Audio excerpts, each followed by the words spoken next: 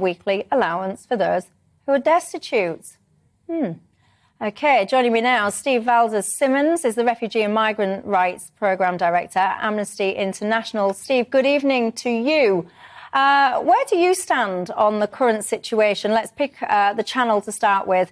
What's going on in the Channel, your views on it? How do you think the government is responding to it? I think the government has created a great deal of hysteria about the number of people crossing the Channel.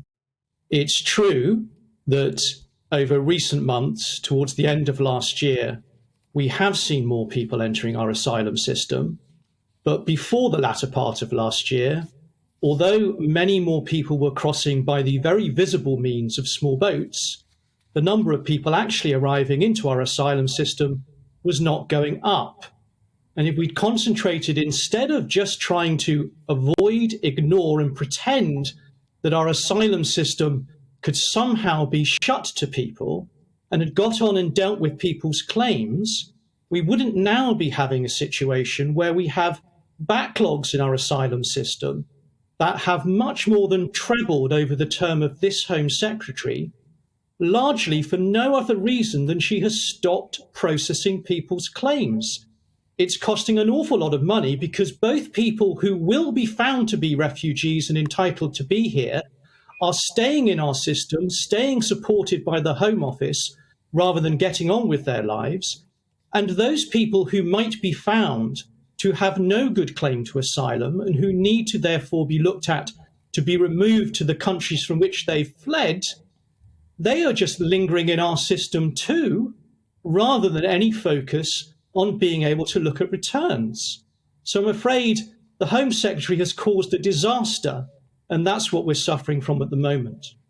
Yeah, I mean, when you say about the hysteria about the numbers, I mean, just to give some context, you'll be familiar with these numbers as well, but just to remind people, in 2021, the number of people crossing the Channel was around 29,000.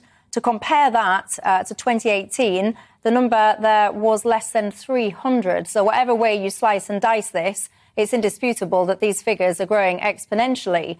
When you say that the people, you're frustrated with Priti Patel's detention strategy, let's call it that, overwhelmingly, the number of people in detention, I think it's about 80% or so, they moved from detention with less than, 29 days.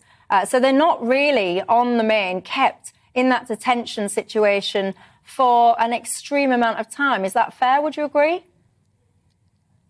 Well, I think actually it is a long period of time to get someone out of initial screening and processing and into some sort of more suitable accommodation. But we must pause. It's really important. You're right that the number of people crossing the Channel by small boat has risen greatly, but the number of people crossing the Channel to our asylum system has not done so. There are different means that people use, and actually it's just more visible now. Now, that is why I say we should be less hysterical about this. We are not seeing such enormous increases of people claiming asylum entering our asylum system. That hasn't happened. We do see more people in small boats, and of course that's a concern. Yeah, it is. And I have to